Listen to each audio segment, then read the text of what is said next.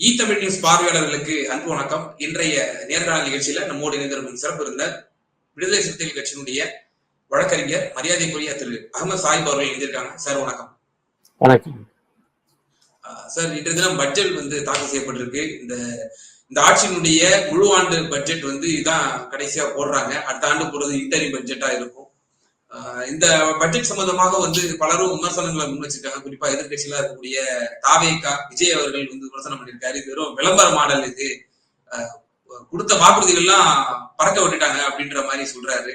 அதை தொடர்ந்து அண்ணாமலையும் சில விமர்சனங்கள் வச்சிருக்காரு.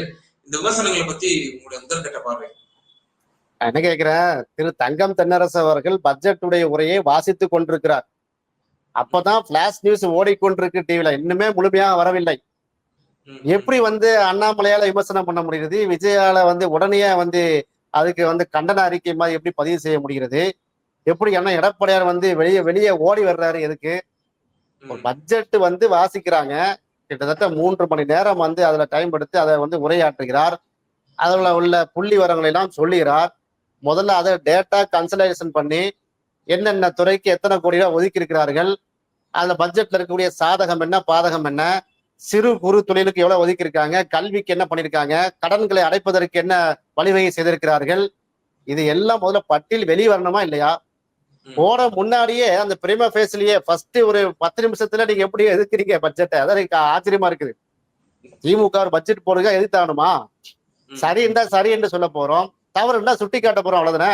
இல்ல அதிமுக மது பாட்டில்ல ஊழல் செஞ்சிருக்கீங்க, டாஸ்மாக் நிர்வாகத்துல ஊழல் நடந்திருக்கு, அதனாலதான் நாங்க வெளிநடப்பு செஞ்சிருக்கோம் அப்படின்னு சொல்லி அதிமுக வழக்கம் கொடுத்திருக்குல்ல. அதை தாண்டி நாங்க சொல்றோம், முழு மது விலக்கு வேணும்னு போராடி கொண்டிருக்கிறோம். விடுதலை சிறுத்தை கட்சியை பொறுத்த வரைக்கும் மதுக்கு எதுக்கு பட்ஜெட்டு? ஒட்டு மொத்தமா இழுத்து பூட்டுங்கப்பான்னு சொல்லிட்டு இருக்கிறோம். மது போதை ஒழிப்பு மாநாட்டினுடைய தீர்மானம் அதானே. படிப்படியாக நீங்க குறைங்க, முழு மது விலக்கை நோக்கி செல்ல வேண்டும் என்பதுதான் எங்க விடுதலை சிறுத்தைகள் கட்சியினுடைய கோரிக்கையா இருக்கு. நீ அப்படி கோரிக்கை வச்சிருந்த எடப்பாடியார் நாங்க பாராட்டியிருப்போம், பரவாயில்லையா மது போதைக்கு எதிராக சொல்லிட்டாரு. இல்ல 1000 கோடி ஊழல் நடந்துச்சு, மதுவே ஊழல் தானையா, மது அந்த டாஸ்மாகே இருக்கக்கூடாது என்பதே எங்க கட்சியுடைய நிலைப்பாடு. அது என்ன, 2 திராவிட கட்சிகளும் அதிமுக திமுக மாறி மாறி ஆண்டிருக்காங்க. இவங்க ஆளுங்கட்சியா இருக்கும்போது இவங்க குறை சொல்லுவாங்க, அவங்க ஆளுங்கட்சியா இருக்கும்போது இவங்க குறை சொல்லுவாங்க. இது நடந்து கொண்டிருக்கு. ஆனா தீர்வுக்கு நோக்கி செல்ல வேண்டும். மது போதைக்கு உள்ளாக மறுவாழ்வு அளிக்கப்பட வேண்டும். ஒரு டைம்ல ராஜேந்திர பாலாஜி அவர்கள் அமைச்சரா இருக்கும்போது மதுரையில அவர்கிட்ட கேள்வி கேட்கிறாங்க, முழு மத விலக்கு நோக்கி உங்களை சென்று விடலாமா, உங்க கட்சியுடைய நிலைப்பாடு என்னங்க? அப்ப அண்ணா ராஜேந்திர பாலாஜி அமைச்சராக சொன்னாங்க, ஏடிஎம்கே சொன்னாரு, ஐயோ உடனே நிப்பாட்டக்கூடாது, என்ன ஆகும், செத்து போவாயா, கையெல்லாம் கிடுக்கிடுன்னு ஆடிடும், நரம்பு தளர்ச்சி வந்துடும் சொன்னாரா இல்லையா? அப்படிப்பட்ட புரிதல்கள் இல்ல. அதே முத்துசாமி அவர்கள் டெட்ரா பாக்கெட் அறிமுகப்படுத்தணும்னு ஆலோசனை கொடுத்தாரு. அதே காலையில குடிப்பவர்களை குடிகாரன்னு சொன்னா நான் ரொம்ப கோமாயிருவேன் அப்படின்லாம் கூட சொன்னாரு. அப்ப அதையும் சுட்டி காட்டணும்ல. என்ன சொல்ல வரேன்? நான் அதான் சொல்றேன், 2 ஆட்சியும் சொல்றேன். நான் திமுகவையும் சொல்லுகிறேன், அதிமுகவும் சொல்றேன். இதுல சப்ப கட்டி பூசி மூலம் கிடையாது. இன்னும் சொல்ல போனால் எங்களுடைய மது போதை ஒழிப்பு மாநாட்டுல அண்ணன் RS பாரதியா உட்கார்ந்தாங்க, திமுக உடைய அமைப்பு செயலாளர். திமுக உட்கார்ந்து இதுலயே லாபகரமா ஒரு விஷயத்த மறைச்சு சொல்றீங்க. ஆதவர்ஜுனா அவர்கள் தந்தி டிவியில் கொடுத்த பேட்டியில அவரு குறிப்பிட்டிருந்தார், அண்ணன் திருமாவளவன் அவர்களுக்கு இறுதி உரை ஆற்றும் பொழுது இரு தலைவர்கள் TK சுலோமன் அவர்களும் RS பாரதி அவர்களும் வாக் அவுட் பண்றாங்க. தவறானது. அதுக்கு மறுப்பு வெளியிட்ட அண்ணன் திருமாவளவன் அவர்கள் நானும் தான் இருந்தேன், நான் மேடைக்கு அருகே தானே இருக்கிறேன், நானும் விஐபி செட்டு தான் இருந்தேன். என்ன கதைன்னா, ரொம்ப தூரம் போய்விட்டது, மக்கள் எழுச்சி ரொம்ப நெருக்கடி ஆயிடுச்சு. 6:30 மணிக்கு பிறகு அங்க மண் போட்டால் மண் விழாதுங்கிற அளவுக்கு மக்கள் நெருக்கடி. ஏற்கனவே அண்ணன் RS பாரதி அண்ணா அவர் ரொம்ப நீண்ட நேரம் உட்கார்ந்துருந்தாங்க. நீண்ட நேரம் உட்கார்ந்து தலைவர் திரும்ப பேசி கொண்டிருக்கும் போது 15 நிமிடங்கள் இருக்காரு. 1.25 மணி நேரம் பேசினாங்க. ஒரு 15-20 நிமிடம் இருந்தது. ஒரு போன் கால் வருது, அந்த போன் கால் அட்டன் பண்ணதுக்காக போறாரு. அப்படி சொல்லிவிட்டு தான் போயிறாரு. இதே திரு ஆதவர்ஜுன் இப்போ பூதாகரமாக்குறாரு. ஆனா அன்னைக்கு அவர் சொல்லல. இந்த விஷயம் வரும்போது எங்க தலைவர் அதுக்காக பதில் அறிக்கை கொடுத்தார். அப்படிலாம் ஒண்ணும் கிடையாது, அவர் புறக்கணிச்சுட்டுலாம் போகவில்லை, தீர்மானத்தை வழிமொழிந்து என்ன செய்யறாரு, உரையாட்டிட்டு போனாருன்னு சொல்லியிருக்காரு. இது எதிர்கட்சி சொல்வது அரசியல், நம்ம மாற்று பேசுவோம். இப்ப 1000 கோடி ஊழல் கட்சி விட்டு தான் வெளியே போயிட்டாரு அவரு. எடுக்கப்பட்டதற்கு முன்புதான் இந்த பேட்டிகள்லாம் கொடுத்தாரு. என்ன சொல்ல வரேன்னா, அவரு அங்க இருந்துகிட்டு அது உள்ள போக வேண்டாம். தோழர் ஆதவ அர்ஜுனன் எங்க இருந்தாலும் பல்லாண்டு வாழ்க. அவர் மாற்று கட்சி இன்னொரு கட்சியில இருக்காரு. அவர் வாழ்த்துகிறோம். அதை சரி. கடந்து செல்வோம். 1000 கோடி ஊழல் இதுதான் சப்ஜெக்ட். ம். சப்ஜெக்ட் நீங்க கேட்ட கேள்வியில சப்ஜெக்ட் 1000 கோடி ஊழல் பண்ணிட்டாங்க. ஊழல் ம். பண்ணிட்டாங்கல்ல, ஆதாரம் இருக்குல்ல, ப்ரூஃப் இருக்குல்ல, நடவடிக்கை எடுங்க. நீங்க இடி என்ன செஞ்சிட்டீங்க, உள்ள டாஸ்மாக் உடைய அலுவலகத்துல நீங்க என்ன செஞ்சிட்டீங்க, 1000 கோடி ஊழல்னு சொல்லிட்டு சும்மா யூடியூப்ல 4 நாளா பேசிட்டு இருக்காங்க. யாரு பேசுறா? சவுக்கு சங்கர் பேசுகிறார். அப்புறம் பத்திரிகையாளர் மணி அண்ணன் பேசுற ஒரு ஒரு வீடியோ ஒன்று பார்த்தேன். அப்புறம் மிட் நைட்ல மிட் நைட் மசாலா மாதிரி என்ன செய்யறாரு, அண்ணாமலை ஒரு ஆடியோ ஒரு வீடியோ வெளியிடுறாரு. 1000 கோடி ஊழல் அப்படிங்கிறாரு. என்னப்பா இது, இடி ரைடு பண்ணிருக்காங்க, ஆதாரம் மாட்டிருக்கு இல்லையா, வழக்கு தொடருங்க. அதை விட்டு யூடியூப்ல பேசிட்டு இருக்கிறீங்க. ம். ம். அப்ப இது என்னன்னா 1000 கோடி இப்ப பிடிச்சு விட்டாங்க. இதே மாதிரி அங்க ஹரியானால மாதிரி, டெல்லியில மாதிரி, தமிழ்நாட்டிலையும் பிடிச்சிருக்கிறோம். சத்தீஸ்கர், டெல்லி மாதிரி. சத்தீஸ்கர் ஆமா ஏதோ சொல்றாருன்னு வைங்களேன். சில மாநிலங்கள் சொல்றாரு. சரி பிடிச்சி என்ன செய்ய போறீங்க, எவ்வளவு பிடிச்சீங்க, என்ன டாக்குமெண்ட் எடுத்திருக்கீங்க? ம். ஒண்ணு இல்ல. 4 நாள் ஆச்சு. ஃபைட் நடந்து கொண்டே இருக்கிறது. சரி ம். ம். நடந்து முடிந்து ரிசல்ட் வரட்டும் பார்ப்போம். நாம என்ன சொல்றோம், இந்த பட்ஜெட்டை எப்படி நீங்க ஆதாரத்தை வைத்திருக்க வேண்டும். நீங்க ம். கல்விக்கு நீங்க என்ன செய்யல, ஒதுக்கவில்லை என்று சொல்ல முடியுதா? ஏன், கல்விக்கு தங்க தென்னரசு செமையா போட்டிருக்காரு. நான் அதை படிச்சு பார்த்தேன். சம்பளம், ஆசிரியர்களுக்கு ஊதியம் பிளஸ் ஆசிரியர்களுக்கு ஓய்வூதியம் ரிட்டையர்ட் ஆனவங்களுக்கு பிளஸ் இன்ஃப்ராஸ்ட்ரக்சரு, கல்வி உபகரணங்கள் இவ்வளவு போட்டிருக்காரு. எந்த நிலையில? 2150 கோடியே உங்களுக்கு தரமாட்டோம். நீங்க NEPன்னு சொல்லக்கூடிய நேஷனல் எஜுகேஷன் பாலிசியில நீங்க கையெழுத்து போட்டாதான் தமிழ்நாட்டுக்கு நாங்க ஃபண்ட தருவோம் என்று சொல்லக்கூடிய தர்மேந்திர பிரதான் ஒன்றிய அமைச்சர், பாஜகவுடைய ஒன்றிய அரசுல இருந்து எந்த விதமான சப்போர்ட் நமக்கு இல்லாத நிலையில கல்விக்கு இவ்வளவு விஷயங்கள், லேப்டாப் மடிக்கணினி வழங்கும் திட்டம். இப்ப விஜய் இல்ல சார், அதெல்லாம் ஓகே சார். இப்ப நீங்க சொல்லக்கூடிய விஷயங்கள் நெருக்கடிகள் மத்தியில போட்டிருக்காங்க. அந்த 2152 கோடி கூட அந்த பேர்டன் கூட தமிழக அரசு தான் ஏத்திருக்கு, நீங்க சொல்லக்கூடிய விஷயங்கள்லாம். ஆனால் கொடுத்த வாக்குறுதிகள் என்ன ஆனதுங்கிற ஒரு கேள்வி நியாயத்தன்மையுடையது தான் திரு விஜய் அவர்கள் கேட்கக்கூடியது. பழைய ஓய்வூதிய திட்டம் என்ன ஆச்சு,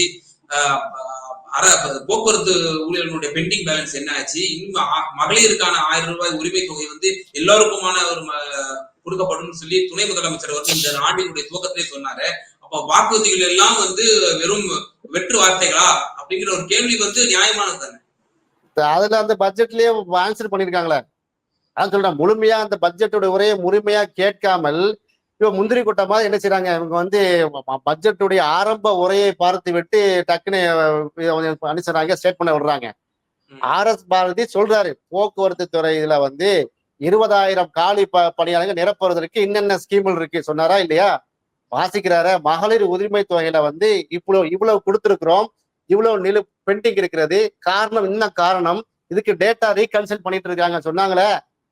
அப்ப இதுல என்னன்னா, நான் அதுக்காக திமுக அரசு ரொம்ப அப்பழுக்கற்று இருக்கிறது 100% அப்படி சொல்ல வரல. நிச்சயமா குறை இருக்கு, குறை இருக்கும். நீங்க எந்த அரசாங்கம் வந்தாலும் குறைகள் இருக்கும். ஆனால் நிவர்த்தி செய்கிறோம் என்று சொல்லும் போது நீங்கள் செய்யவில்லைன்னு கேட்கக்கூடாது.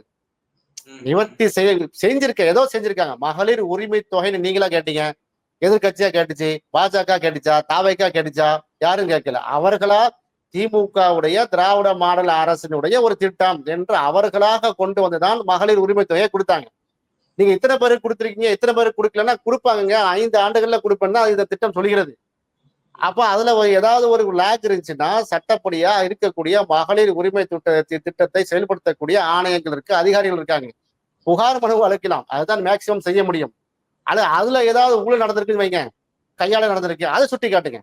அது எதிர்கட்சியுடைய கடமை.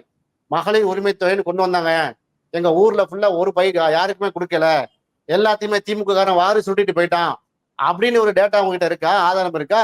அதை போட்டு உடையுங்கள். இப்படி நீங்க சொல்லுங்க. போற போக்குல திரு விஜய் அவர்கள் சொல்லிட்டு போனா யாருக்கு அது எடுக்காது. ஏதோ ஒரு எதிர்கட்சி செய்யற மாதிரி செயல்பட்டு போறாருங்கிற மாதிரி தான் அது ஆகும். அது வெயிட் இருக்காது. ஆக ஒரு ரூபாயில நீங்க நிறுத்தினீங்கன்னா இன்னைக்கு பட்ஜெட் சிறப்பான, ஓரளவு சிறப்பான பட்ஜெட் தான்.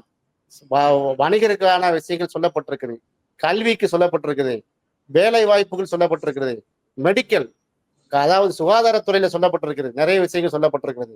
அது போல பாத்தீங்கன்னா வேலை வாய்ப்புக்கு சொல்லப்பட்டிருக்கிறது, இன்ஃப்ராஸ்ட்ரக்சர் டெவலப்மெண்ட் அது சொல்லப்பட்டிருக்கிறது. அதே மாதிரி நெற்பயிர்களுக்கு என்ன எல்லா மானியங்கள் சம்பந்தமாக சிறு குறு வணிகம் ஜிஎஸ்டி, அதாவது ஜிஎஸ்டில வந்து எஸ்ஜிஎஸ்டி இருக்கு பாருங்க, அதுல நம்ம லேக் என்ன செய்யறது எல்லாம் வந்து ஓரளவு ஒரு ஹேண்டில் பண்ணிருக்கிறாங்க. ஆனா நிதி இல்ல. என்னதான் இருந்தாலும் 2 லட்சம் கோடி வந்து நமக்கு நிதி சுமைகள் இருக்கும்போது நீங்க அதை எப்படி மேனேஜ் பண்ணுவீங்க? அது கால்குலேஷன்ல வராது. அப்ப இருக்கிறத வைத்து தான் சமாளிக்கக்கூடிய நிலைமை தான் வரும். அப்படி இருந்தும் நம்ம 8%ங்க, 8% வளர்ச்சி எங்க தமிழ்நாடு. நீங்க ஜிடிபில பாத்தீங்கன்னா நேஷனல் லெவல்ல உள்ள அந்த டேட்டா என்னது 6.4 சொல்றாங்க. நிர்மலா சீதாராம் ஜிஏ சொன்னது வந்து 6.5 தாண்டல. 6.5 ஒழுங்கான 6.5 என்னமோ தெரியவில்லை, 4.5 5 தெரியல. அதை சிதம்பரம் கேட்டுட்டே இருக்காரு. 6.5 வளர்ச்சின்னு சொல்றீங்களா, நாட்டுடைய வளர்ச்சி எங்க இருக்குதுன்னு கேட்கிறாரு. நாங்க வந்து 2013 அழகா வச்சுட்டு போனோமே, நீங்க அதை கெடுத்துல வச்சிருக்கீங்கன்னு சொல்றாரு. 4.5 தான் சொல்லி தரவுகளோட சொல்கிறார். அது வேற சப்ஜெக்ட். இப்ப நம்ம என்ன சொல்றோம், ஒன்றிய அரசுடைய நிதியில எந்த சப்போர்ட்டும் இல்லாம இருக்கிறதை வைத்து நாங்க மேனேஜ் பண்ணி 8% வளர்ச்சி தமிழ்நாட்டுல. நாங்க இப்படி ஒரு பட்ஜெட்டை வந்து திமுக அரசு போட்டா நீங்க ரூ போட்டுட்டீங்க, நீங்க ரூன்னு போட்டுட்டீங்கிறாங்க. ஓகே சார், இப்ப நீங்க சொல்றீங்க இந்த விஷயங்கள்லாம் நெருக்கடி மத்தியில வந்து பட்ஜெட் தாக்கல் செஞ்சிருக்காங்கன்னு சொல்லி, கடன் ஆண்டு தோறும் வந்து ஒரு மிகப்பெரிய சுமையா வந்து வந்திருக்கு. டாக்டர் அன்புமணி ராமதாஸ் அவர்கள் கூட 7 பட்ஜெட் போடும் போது கூட இந்த விஷயத்தை சுட்டி காட்டியிருந்தாரு. ஒவ்வொரு தனிநபர் மீதும் 1,67,000 ரூபாய் வந்து சுமத்த வேண்டிய ஒரு சூழ்நிலை வந்து ஏற்படுகிறது அப்படின்ற மாதிரி சொன்னாரு. இப்படியான ஒரு ஸ்லாக்னஸ் இருக்கிறதான சார் செய்யுது? கண்டிப்பா இருக்கிறது. அதை நம்ம பூசி மூழ்கி சப்பக்கட்டு கட்டவில்லை. தமிழ்நாட்டுல மட்டும் தான் இருக்கு, அதான் கேள்வி.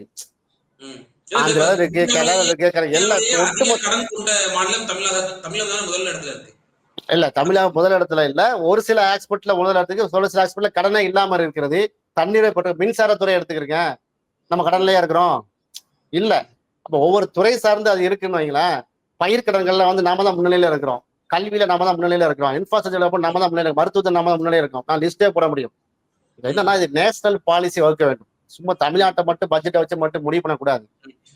தேசிய அளவுல இப்ப நீங்க ஒரு கோடி சம்பாதிச்சீங்கன்னா, இப்ப இருக்கிற ஸ்கீம்ல 65 லட்சம் ரூபாயை கொடுத்து போட்டு நீங்க போயிட வேண்டியதான். நான் சொல்றது மினிமம். இன்னும் ஒரு ஆங்கிள் பாத்தீங்கன்னா 85 லட்சம் ரூபாய் கட்ட வேண்டி வரும். நீங்க எங்க கவர்மெண்ட் எப்படி வரி செலுத்துமா? எப்படி வரி செலுத்த முடியும்? வரியை வந்து நீங்க வந்து இப்ப சவுதி அரேபியா எடுத்துக்கொள்ளுங்க. நான் சவுதி அரேபியா ஏன் சொல்றேன்னா, அங்க நான் இருந்திருக்கேன். அந்த சிஸ்டம் நமக்கு தெரியும். வல்லரசை நோக்கி அவங்க போடுறத பாத்தீங்கன்னா $3 பில்லியன் சாரி $3 ட்ரில்லியன் தான் போடுறாங்க. $5 ட்ரில்லியன் பட்ஜெட் போடுவாங்க எவ்ரி இயர் பட்ஜெட். எப்படி முடிகிறது? வரி கிடையாது, ஒரே வரி தான். அங்க வந்து பாத்தீங்கன்னா ஒரு 5% அப்படின்னு வச்சிருப்பாங்க, அல்லது 2.5% ஜகாத். நீ 1 கோடி சம்பாதிச்சீங்கன்னா 2.5% நீ கவர்மெண்ட் கட்டிக்க, மத்த எல்லாம் அவனுக்கு ஒயிட் அப்படின்றாங்க. தைரியமா வரி கட்டுவான். அங்க ஜனவரி பிப்ரவரி நார்மல் டெலிவரி எளிமையா இருக்கு. அதே மாதிரி நீங்க கொண்டு வாங்க. இங்க என்னன்னா, பர்ச்சேஸ் பண்ணாலும் அதுக்கு வரி கட்டணும், சேல் டாக்ஸ் கட்டணும், இன்கம் டாக்ஸ் கட்டணும், அதுக்கு வந்து பர்ச்சேஸ் டாக்ஸ் கட்டணும், வாட்டு கட்டணும், அந்த சென்டர் ஜிஎஸ்டி கட்டணும், சிஜிஎஸ்டி கட்டணும். என்னது இது? நீங்க ஜிஎஸ்டி எல்லாம் நீங்க வச்சுக்கிறப்பா, லாபத்தை தாங்கப்பான்னு கேக்குறாங்க.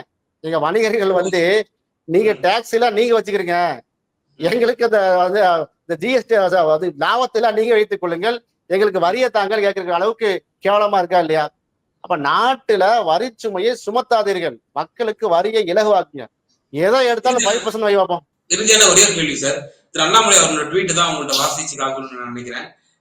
தமிழகத்தில் டாஸ்மாக் வருமானம் உயர்ந்துள்ளது, தமிழக அரசின் கடன் உயர்ந்துள்ளது, ஒதுக்கீடுகள் இல்லாத விளம்பர அறிவிப்புகள் உயர்ந்துள்ளது, திமுகவுக்கு வேண்டப்பட்டவர்களுடைய அவர்களுக்கு வேண்டப்பட்டவர்களுடைய அந்த கற்பனைக்கு வாசிக்கிறேன். அதுல என்ன சொல்றாருன்னா சார், திமுக இந்த அரசு தாக்கல் செஞ்ச இந்த பட்ஜெட்டை வந்து இந்த சுருக்கமா சொல்லணும் அப்படின்னா, தமிழகத்தில் வந்து டாஸ்மாக் வருமானம் வந்து உயர்ந்துள்ளது, தமிழக அரசின் கடன் உயர்ந்துள்ளது, ஒதுக்கீடுகள் இல்லாத விளம்பர அறிவிப்புகள் உயர்ந்துள்ளது, திமுகவுக்கு வேண்டப்பட்டவர்கள் பயனடையும் திட்டங்கள் அறிவிக்கப்பட்டுள்ளன அப்படின்னு சொல்லி, சாமானிய மக்களுக்கு ஒண்ணுமே இல்லை அப்படின்னு சொல்லி அடுக்கடுக்கா ஒரு அடுக்குமொழியில அவருக்கே உண்டான பாணியில வந்து ட்வீட்டை போட்டிருக்காரு. இது வந்து நிர்மலா சீதாராம் ஜி பட்ஜெட்டுக்கு தான் செட் ஆகும். அவர் சொன்ன அடுக்கடுக்கான எல்லா குற்றச்சாட்டுகளும் அங்க செட் ஆகும். நான் கேட்கிறேன், சென்ட்ரல் கவர்மெண்ட் பட்ஜெட் போட்டாங்களா, என்ன சொன்னார் இவரு? அற்புதமான பட்ஜெட். எப்படி பட்ஜெட் தெரியுமா? அங்க போய் ஆங்கில தொலைக்காட்சி ஊடகத்துக்கு வந்து இங்க யாரும் தெரியாது நினைச்சு பேசிட்டு இருக்காரு. அங்க போய் டெல்லியில போய். ம். தமிழ்நாட்டுக்கு என்ன ஒதுக்குனாங்க? ரயில்வே பட்ஜெட்ல தமிழ்நாட்டுக்கு என்னங்க ஒதுக்குனாங்க? தமிழ்நாட்டோட ஒண்ணும் பேர் கிடையாது. கூட உச்சரிக்கப்படலைன்னு கூட விமர்சனம் வந்துச்சு. தமிழ்நாடுங்கிற பேரை உச்சரிக்கப்படலையேங்க. அதை பத்தி அண்ணாமலை என்ன சொன்னாரு? அப்ப அண்ணாமலையுடைய அட்ராசிட்டிஸ் அப்படின்னு சொல்லி நீ நைட்டு வடிவேல் அண்ணன் வைகை புயல் வடிவேலுடைய அந்த காமெடியோட வந்து இதையும் சேர்ப்பாங்க. அதுக்கு கண்டனம் கொடுத்திருக்காரு. அவ்வளவுதான். ஒரு நியாயம் வேணுமா இல்லையா? ஒரு மாநில கட்சி மாநில தலைவரா இருக்காரு, தேசிய கட்சியுடைய மாநில தலைவரா இருக்காரு. எப்படிப்பட்ட ஒரு கருத்துக்களை நீங்கள் சொல்ல வேண்டும்? ரூ என்று சொல்லிவிட்டார், போட்டார் இந்த பட்ஜெட்ல. அந்த நகரி அந்த இது இருக்குல்ல, அந்த அந்த ஆர் அந்த எழுத்தை மாத்தி விட்டார்கள், ரூபாய் என்று போட்டு விட்டார்கள். ஹவு ஸ்டூபிட் யூ ஆர்னு கேட்கிறாரு. யாரை பத்தி? முதலமைச்சரை பத்தி கேட்கிறாரு. ம், ஒரு ம். ஒரு மாநில தலைவர் பேசுற பேச்சா ட்விட்டர் போட்டாங்க. நான் தான் கட்டிங் உங்களுக்கு எடுத்து அனுப்புறேன். ஓ. How stupid become mister Stalin சொல்லி ட்வீட் போடுறாரு. ஏப்பா நான் கேட்கிறேன், ஒரு ரூபாய் இருக்குது. இப்போ வந்து கையில கையில ரூபாய் இல்ல, ரூபாய் இருக்குன்னு ரூபா நோட்டு காட்டுறோம், ரூபாய் தான் சொல்றோம். அதை ஒரு 500 ரூபாய் தாள் இருந்தா இல்ல, ரூபாய் என்று தான் சொல்லுவோம். ஆனால் இந்த தேர்தலுக்கு முன்னதாக நீங்க இந்தியா கூட்டணி என்று அந்த பேரை வந்து நீங்க வச்சீங்க, INDIA அப்படின்னு சொல்லி இந்தியான்ட்டு. ஆனால் அது அப்போது வந்து பல வெளிநாடுகள்ல நடந்த அரசு மீட்டிங்கள்லயும் சரி, அரசு மீட்டிங்கள்லயும் சரி, இந்தியாங்கிற பேரை தவிர்த்து பாரத்ங்கிற பேர் வந்து அங்க குறிக்கப்பட்டது. இப்ப பாரத்ன்னு வச்சா, இப்ப இந்தியா கூட்டணிக்கு பார்த்து பாரத்ன்னு பேரை வச்சா அவ பாரத்துக்கு எதிராக பேசுவாங்க. இவர்களை பொறுத்த வரைக்கும் இந்தியான்னு ஆய்வு, அதாவது டெமோக்ராட்டிக் அலையன்ஸுங்க. நம்மை பொறுத்த வரைக்கும் இந்தியா லெவல்ல இருக்கக்கூடிய இன்க்ளூசிவ் நேஷனல் பாலிசிக்காக வந்து வகுக்கப்பட்ட அந்த சொல்லு இந்தியா என்று அமைந்து விட்டதின் காரணத்திற்காகவே வந்து என்ன செஞ்சுட்டு இருக்காங்க? 10 நாள் வந்து இந்தி கூட்டணின்னு சொல்லி அவங்க பேசினாங்க இல்லையா? அதனால இவர்கள் தான் பேசுவாங்க. பட்ஜெட்டை பொறுத்த வரைக்கும் நான் பார்த்த வரையில் இன்னும் முழுமையா டேட்டா வரவில்லை. நம்ம பேசிட்டு இருக்க வரைக்கும் வரவேற்கத்தக்க அம்சங்கள் நிறைய இருக்கிறது. கல்வியில, பொருளாதார வளர்ச்சியில, விவசாயிகளுக்கு, அது போல தொழில்துறைக்கு வந்து நிறைய சிறு குறு வணிகர்களுக்கு நிறைய மடிக்கணினி, மாணவர்களுக்கு மடிக்கணினி கொடுக்க, இது நல்ல திட்டங்கள் தான் இருக்கிறது. முழுமையாக வெளியே வரட்டும், அது பார்ப்போம். அதனால அண்ணாமலையுடைய பேச்சை வச்சோ, தாவேக்கா தலைவர் விஜயுடைய பேச்சை வைத்துக் கொண்டோ நம்ம என்ன செய்ய தேவையில்ல, பட்ஜெட்டை பண்ண தேவையில்ல. முழுமையான டேட்டாவை வைத்து நம்ம அனலைஸ் பண்ணலாம். இந்த பட்ஜெட்டுக்கு நீங்க 10க்கு எத்தனை மதிப்பெண் சார் கொடுப்பீங்க? இதுவரைக்கும் நான் பார்த்த வரைக்கும் பாத்தீங்கன்னா ஒரு ஒரு 6.5 to 7. ஏன்னா நான் அவ்வளவுதான் நான் பார்த்திருக்கிறேன். முழுமையா பார்த்து அதான் அதோடைய பாதகம் என்னங்க, நான் பார்த்த வரைக்கும் ஒரு 6.5 to 7% 7 நாம கொடுக்க முடியும். அப்படிதான் நான் முழுக்க நான் வந்து 100க்கு 100 சரின்னு நான் சொல்ல பொய் சொல்ல முடியாது. நான் முழுமையா நான் பார்க்கவில்லை. முழுமையா பார்த்த பிறகு நாளை நம்ம உட்காருவோம், அமர்ந்து தெளிவாக விவாதிப்போம். Okay sir. பல்வேறு விவகாரங்கள்ல எங்க நேயர்களுக்கு பட்ஜெட் சார்ந்த அந்த எதிர்கட்சிகள் வைத்த விமர்சனத்திற்கு ஒரு தகுந்த உங்களுடைய பதிலை பகிர்ந்தமைக்கு மிக நன்றி. நன்றி. நமது தமிழ் நியூஸ் சேனலில் உங்களது பொருட்களை வெறும் 500 ரூபாயில் விளம்பரம் செய்ய வேண்டுமா? தொடர்புக்கு 7806942275 தொடர்பு கொள்ளுங்கள்.